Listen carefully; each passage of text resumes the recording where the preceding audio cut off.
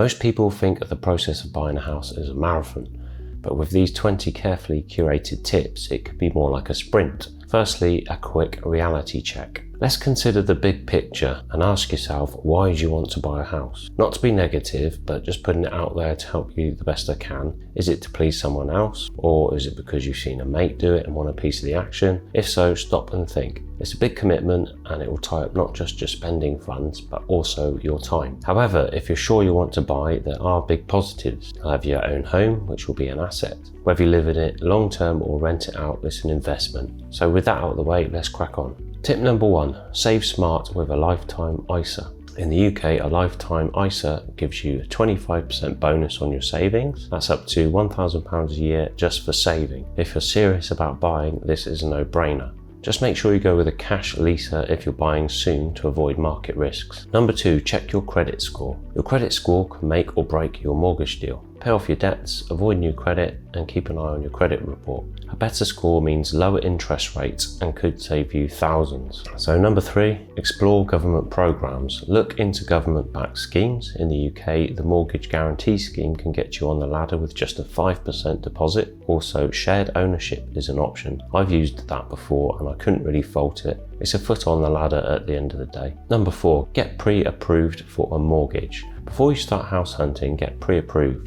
It shows sellers you're serious and gives you a clear budget to work with. No one likes falling in love with a house only to find it's out of reach later. Number 5, understand your market. Do your research. Use tools like Rightmove and Zoopla to see what's happening in your local market. Knowing the trends helps you spot good deals and avoid bad ones. Number 6, consider co-buying. Co-buying can make expensive areas more affordable, but make sure you have a solid legal agreement in place to protect everyone involved, and only do this with a close, trusted friend. Number 7, plan for all costs. Owning a home isn't just about the mortgage. Factor in insurance, taxes, maintenance, and all those inevitable repairs. Having a financial cushion will save you stress in the long run. Number 8, don't overextend financially. Stick to the 28-36 rule. Keep housing costs under 28% of your income and all debts under 36%. This way you won't be overstretched too thin financially. Believe me, I've been in the situation where I was paying more than I was earning with loans and other expenses. It affected not just my bank balance, but my health and well-being too. Number 9, seek professional advice. The professionals know all the ins and outs of the politics around moving, which could save you a lot of money. Number 10, think long term. Even if it isn't your forever home, think ahead.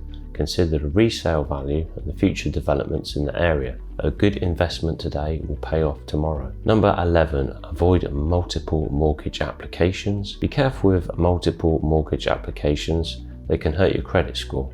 Each application triggers a hard inquiry, so try to shop around with a short window to minimise the impact. 12, get a mortgage in principle.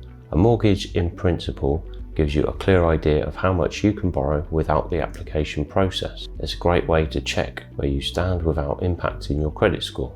Number 13, check for hidden costs. Home ownership comes with hidden costs like legal fees, surveys, and moving expenses. Make sure you've budgeted for these so that you're not caught off guard. Number 14, consider new builds or renovations. New builds often come with incentives like covering legal fees or including upgrades. Or if you're up for a challenge, a fixer-upper could give you more house for your money.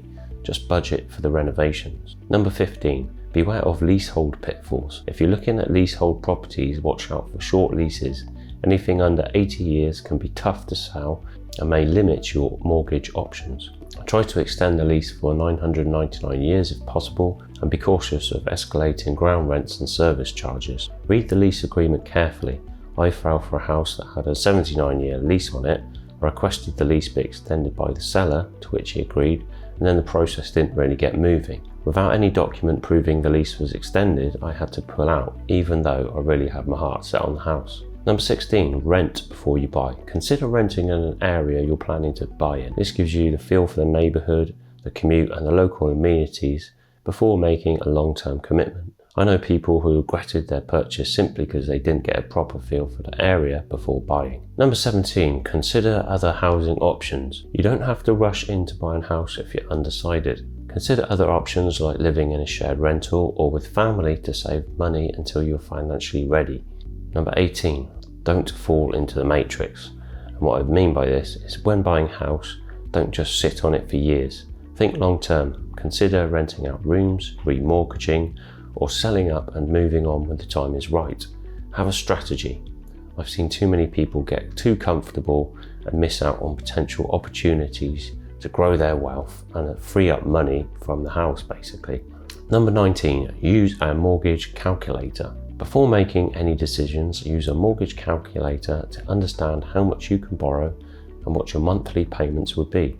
This helps you set a realistic budget and avoid surprises later on. Number 20, consider the long-term costs of living in your new home. Make sure to consider the long-term costs like utility bills, council tax, and transportation. These can vary significantly between different properties and locations, so factor them into your overall budget. If you found these tips helpful, don't forget to like and subscribe for more practical advice. I'd love to hear your stories on home buying. Drop a comment below with your experiences or questions. Until next time, free your mind.